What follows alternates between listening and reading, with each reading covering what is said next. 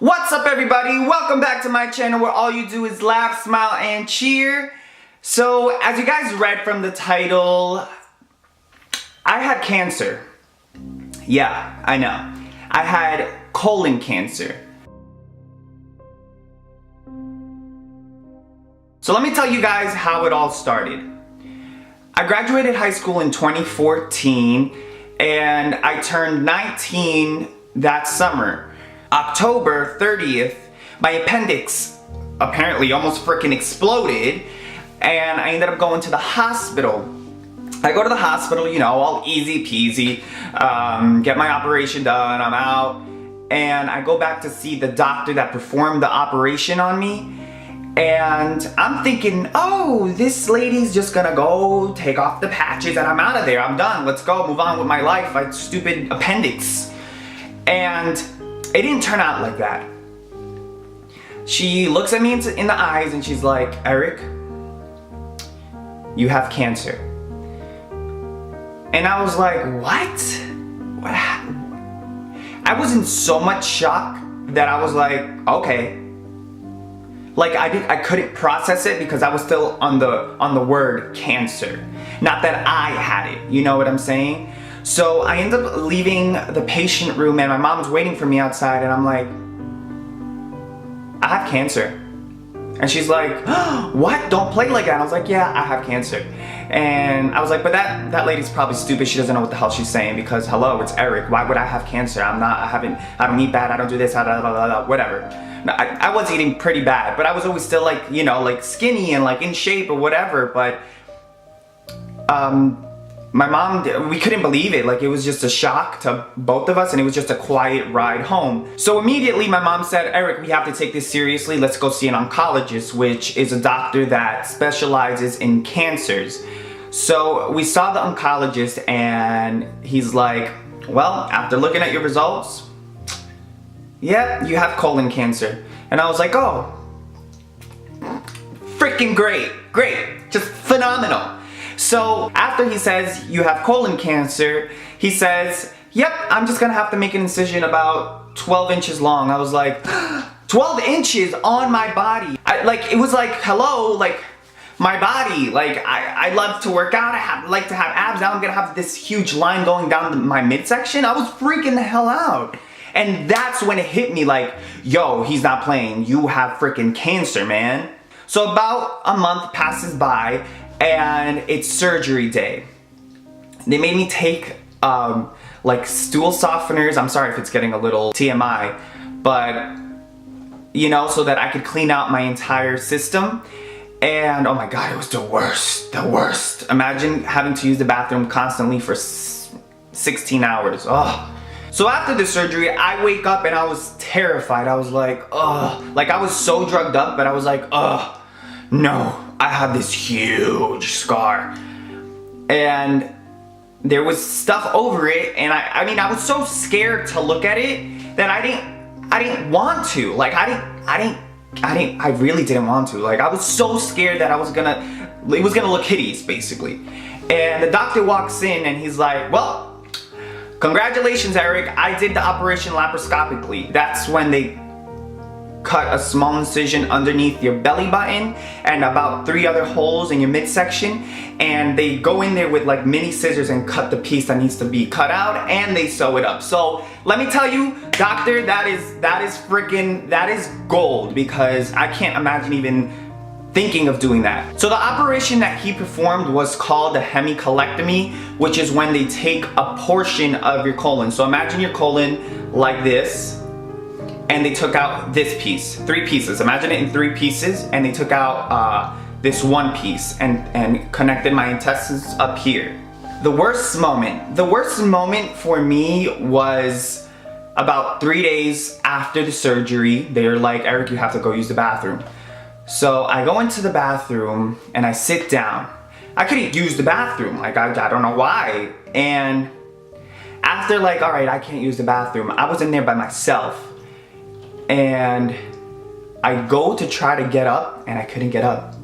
It was the worst pain. Like think of the worst pain times 10 to where you can't get up. On top of not, you know, having any strength from after surgery, being exhausted, everything. It was just everything compiled in that one moment, and I think that was the lowest moment of my life, literally. In a hospital toilet, on a hospital toilet. What did I learn from all of this? I learned that life is very fragile. As cliche as that may sound, it's very fragile, and you could literally die tomorrow. Not necessarily from cancer, but there's so many other things that could kill you, you know what I'm saying? And it's like, bye, that's it. And you're gone. You're like the wind, gone like the wind. So ever since then, I told myself that I would always be happy. As hard, let me tell you, everybody has problems, right? Everybody has a family, everybody has family problems, everybody has problems with their relationship or problems with their teachers, problems, any type of problems, problems with credit cards, the whole works. Those are all like stress-related problems. And I told myself, you know what, as hard as it gets, always try to pull out of the negativity and be happy. So that's why I've come up with the phrase laugh, smile, and cheer, because those are happy feelings, and that's why I say always laugh, smile, and cheer. Welcome back to my channel where you laugh, smile, and cheer. So kind of like, oh, you know what I'm saying? Like, you think of the emotion and you imagine yourself doing that emotion. And I'm actually pretty thankful that I had cancer, believe it or not. As stupid as it may sound, I'm thankful because it opened up my eyes to say, Eric, do whatever the hell you want to freaking do. At the time, I was going to school, and I hate school. Like, I was just never a school person. And I was like, you know what? I want to do modeling. I want to start thinking of doing YouTube, because trying to do the YouTube has been like 2 years in the works. And let's see where it goes from there. Let's see where it goes from there. So, thankfully, I joined Red, New York City, which is one of the top 10 male modeling agencies in New York City. And now I have a YouTube family, and now I'm in the process of getting signed with a commercial acting agency, and then it's gonna keep going, because I'm never gonna give up. I promise you guys. You won't. Eric, stop. Nope, that's not me.